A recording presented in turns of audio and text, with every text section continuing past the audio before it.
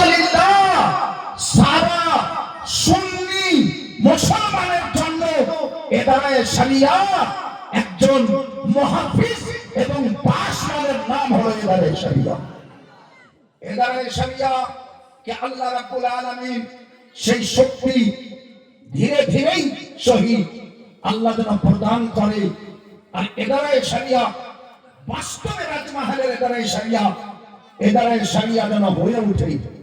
এই এদারায়ে শরিয়ার বাস্তবতা কে দেখার জন্য যেমন বেকারার আছেন হযরতে মাওলানা বরকত রাজা মিসবাহি, হযরতে মাওলানা আনসার রাজা রাজভী, হযরতে আনসার আলী রাজভী, হযরতে মুফতি শাকির রাজা নূরি, হযরতে মুফতি নাসিম রাজা নূরি, নাসিমুল কাদরি, হযরতে মুফতি মুমতাজ হোসেন হাবিবি, এই ধরনের অসংখ্য ওলামায়ে কেরাম আছেন।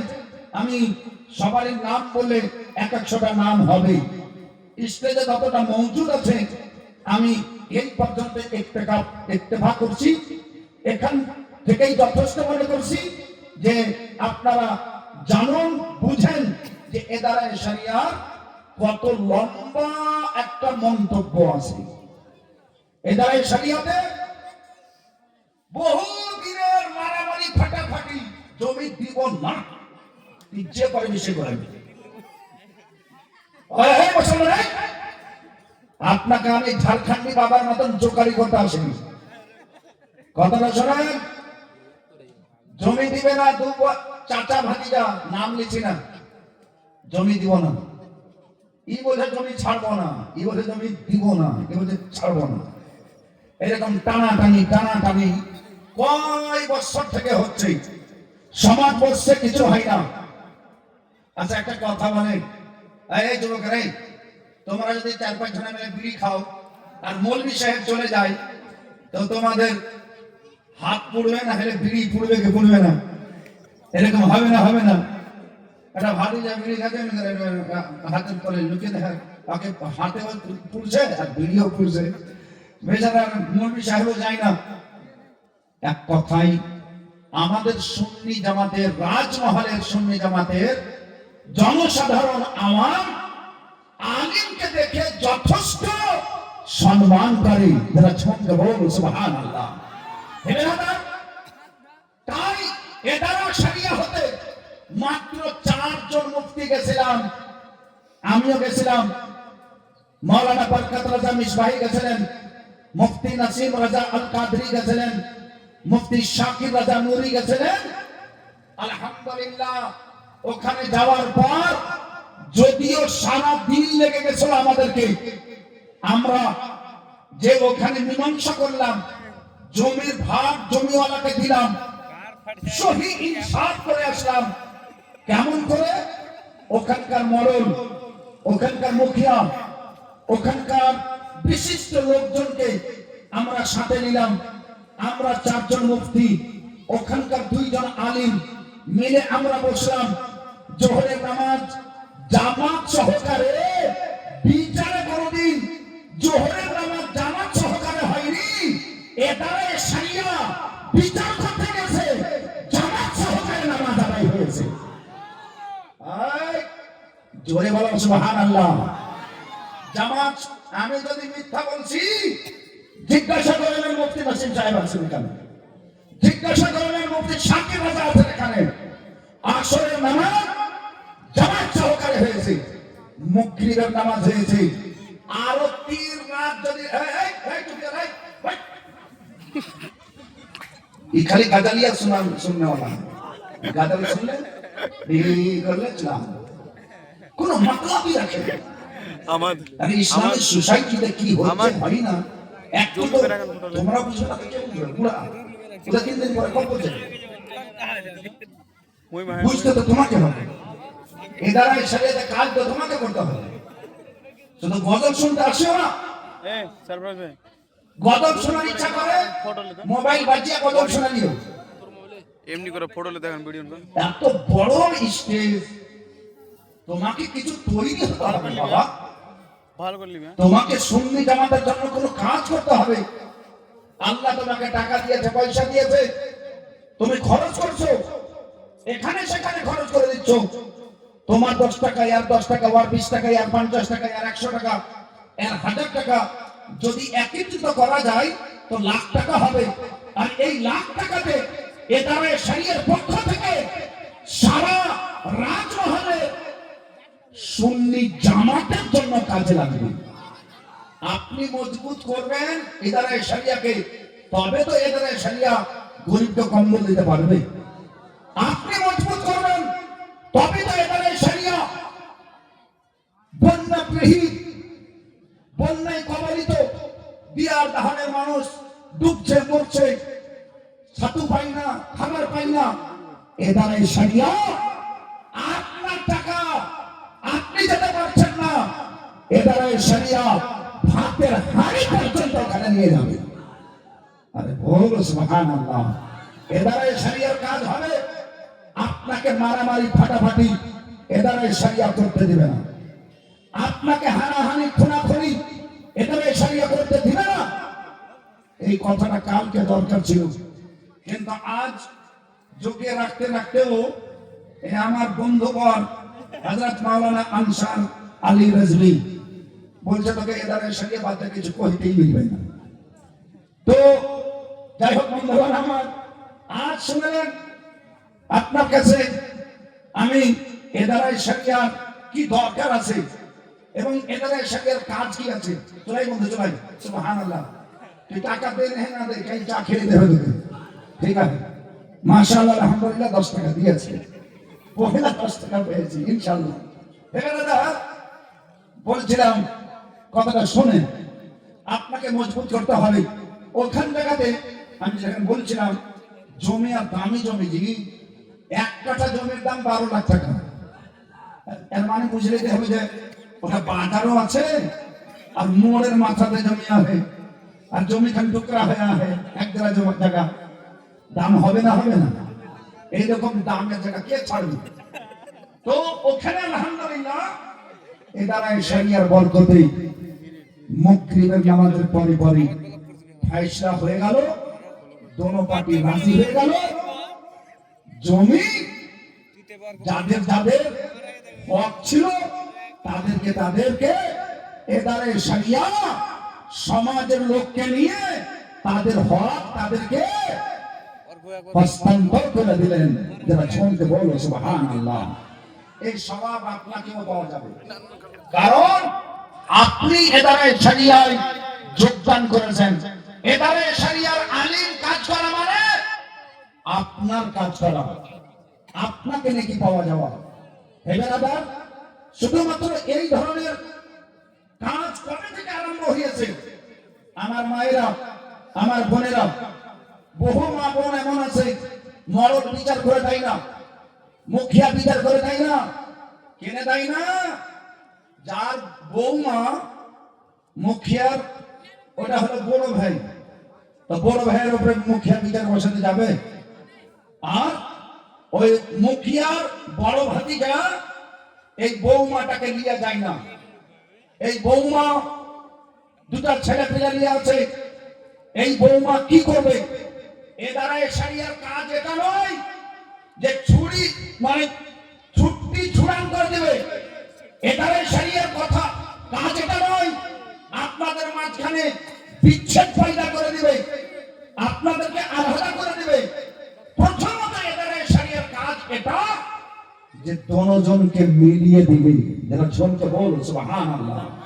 প্রথমত কাজ হবে এদারে শরিয়ার পক্ষ থেকে উভয় পক্ষকে জড়িয়ে দেওয়া, উভয় পক্ষকে তার স্বামীকে তলব করা, মুখিয়াকে তলব করা। হে বেরাদার, এদারে শরিয়াকে যদি আপনি সমাজের লোক, এলাকার লোক, রাজমহল, রাধানগর মিলে এদারে শরিয়াকে যদি আপনি মজবুত করতে পারেন তো থানা পর্যন্ত বলবে। আজ যেমন বলছে থানাতে যে সমাজে মিটিয়ে দাও, কালকে সমাজ চিনতে পারবে, কালকে থানা, কালকে কোর্ট জানতে পারবে, চিনতে পারবে যে মুসলমানের জন্য একটা সংগঠন আছে, মুসলমানের একটা তানজিম আছে, মুসলমানের একটা এদারা আছে, তার নাম হলো এদারা শরিয়া। ওখানে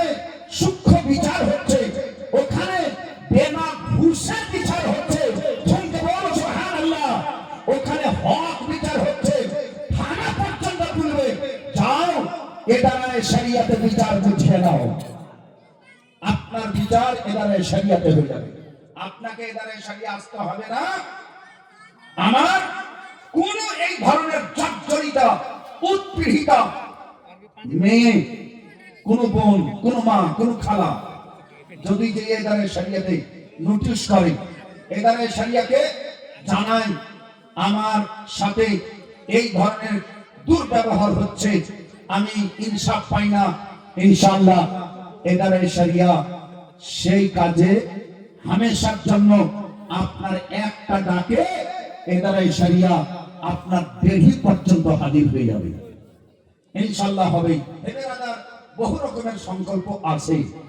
এই এদারে শরিয়া করার মানেটা কি? এইগুলো কি কোনো হাদিসে লেখা আছে?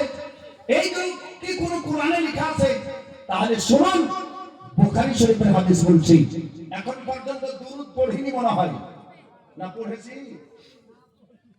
পড়া হয়নি। আমি তো আশা করি পড়িনি, লাগছে ওইরকম এখন লাগছে, লাগছে কি পড়িনি।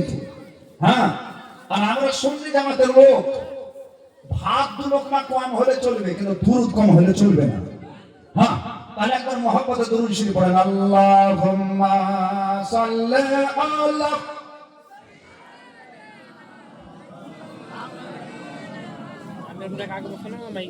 وعلى آل سيدنا وعلى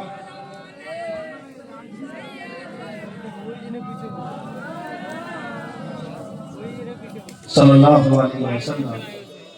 আচ্ছা, আমাদের কিন্তু মানে কিছু কিছু ভাষা দেখি না,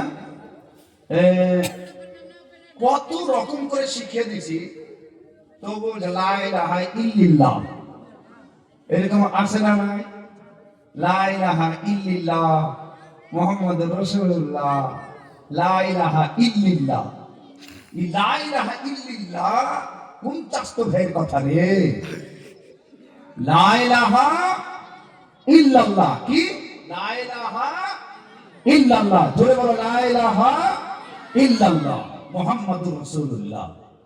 ইল্লাল্লাহ খবরদার বলি, হ্যাঁ, ইল্লাল্লাহ মুহাম্মাদুর রাসূলুল্লাহ, মাশাআল্লাহ, আলহামদুলিল্লাহ। আর আগেকার যুগে মামু আযান হয়েছে, হাইয়া আলাল সালেহ,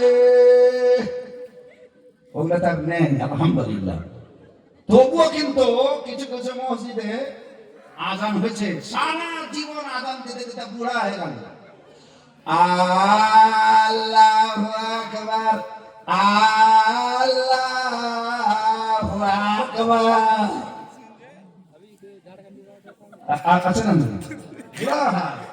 আযান দিতে ফজরে, জোহরে, আসরে, এক পর্যন্ত একটা মন্দির সামনে বৈশা 2 মিনিট বৈশা আযানটা শিখবে না।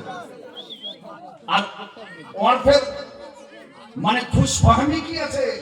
আমার মতন আযান কার হয়েছে, তো তোর বাপ দাদার মতন আমাদের আযান হইবে না তো? আমরা পড়া আযান দিচ্ছি, তুই বেনা পড়া আযান দিচ্ছি, তোর মতন হইতে পারে? বেনাদার কিছুগুলো শিক্ষার কথা আছে, শিখতে হবে। ওই এদারে শরিয়াতে এই ধরনের কিছু বুড়া, কিছু নামাজি আছে, এখানে ওদেরকে দাওয়াত দেওয়া হবে সপ্তাহে 15 দিনে একদিন। আর ঝুমকে বলো সুবহানাল্লাহ, আরে বলো সুবহানাল্লাহ। এদেরকে দাওয়াত দেওয়া হবে 15 দিনে হোক, সপ্তাহে হোক, মসজিদের যত মুয়াজ্জিন, নামাজি, বুড়ো 100টা হলে চলবে, নাস্তার ব্যবস্থা হবে, চায়ের ব্যবস্থা হবে, যদি সময় হয় খাওয়ার ব্যবস্থা হবে।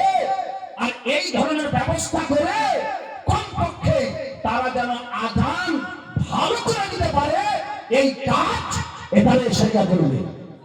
বলেন ইনশাআল্লাহ, আরে জোরে বলেন ইনশাআল্লাহ। এই ধরনের কাজ হবে ইনশাআল্লাহ।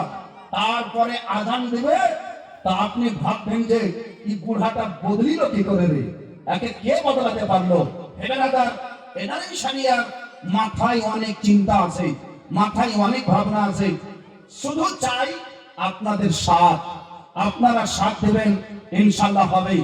আমার নবী মুস্তাফা দুই জগতের বাদশা সাল্লাল্লাহু তাআলা আলাইহি ওয়াসাল্লাম নিজে বিচার করতে গেছেন। ঝুমকে বলুন সুবহানাল্লাহ। আমাদের মরল মুখিয়া এদের মাইন্ড মৌলবি ফের কি বিচার করবে রে?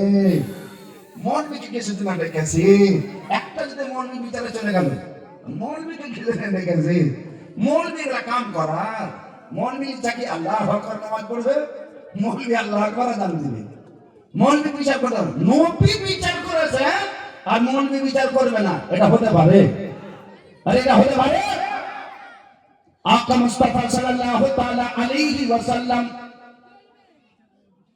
নিজের উম্মতের বিচার করতেন, মুসলমানদের বিচার করতেন।